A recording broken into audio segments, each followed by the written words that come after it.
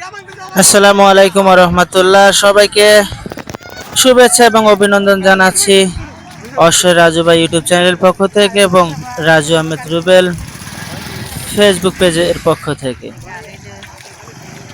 আমি চলে আসছি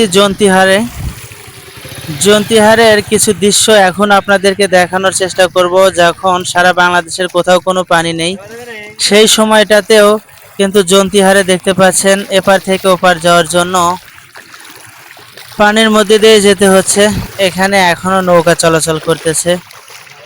আর জন্তিহাটি কোথায় সেই জিনিসটা যদি আপনাদেরকে না বলি তাহলে কিন্তু অপূর্ণ থেকে যাবে, সেই জিনিসটাও জানাবো। দেখতে পাচ্ছেন একটা গাড়ি আসতেছে, গাড়ি কিন্তু অনেক কষ্ট করে আসতেছে দেখতে পাচ্ছেন।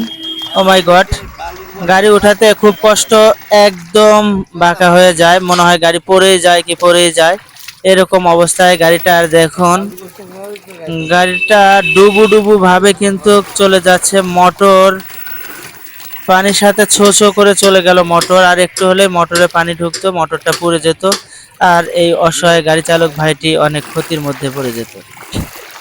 আমরা এখন চলে যাচ্ছি জন্তিহার হয়ে চলে যাব কিন্তু পাবনাতে। আমরা পাবনা জেলায় যাওয়ার জন্য মনস্থির করেছি, পাবনাতে যাচ্ছি। আর এই যে জন্তিহারের বাজার, এটা কিন্তু জন্তিহারের বাজার। গত বছরে কিন্তু এই বাজারটা করা হয়েছে, প্রায়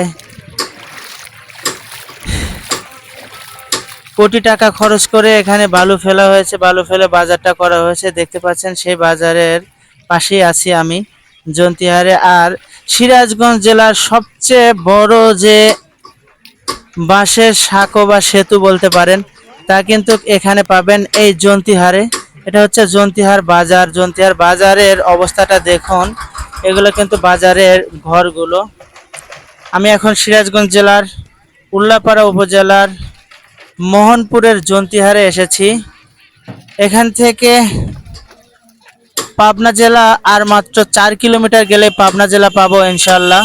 পাবনা জেলার একদম পাশাপাশি জন্তিহারে আছি। দেখতে পাচ্ছেন একটা বাঁশের সাঁকো, বাঁশের সাঁকোটা দেখতে পাচ্ছেন কত বড় বাঁশের সাঁকো বা বাঁশের সেতু।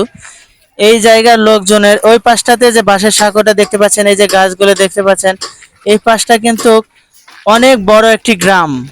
সেই গ্রাম থেকে লোকজন জাস্ট এখানে একটা বাজার আছে জন্তিহারের বাজার, এই বাজারে আসার জন্যই কিন্তু এই সাঁকোটা ব্যবহার করে সবাই। দেখতে পাচ্ছেন এই যে খড়গুলো, ধানের খড়গুলো কিভাবে যত্ন করে রেখেছে, আর বাড়িঘরগুলো দেখলে অনেক সুন্দর লাগে। আর এরকম এই যে ভিডিওটি দেখলেন, ভিডিওটি দেখে আপনাদের কেমন লাগলো? বাঁশের সাঁকো দিয়ে সবাই চলাফেরা করতেছে, তা দেখে কেমন লাগলো অবশ্যই কমেন্ট করে জানাবেন।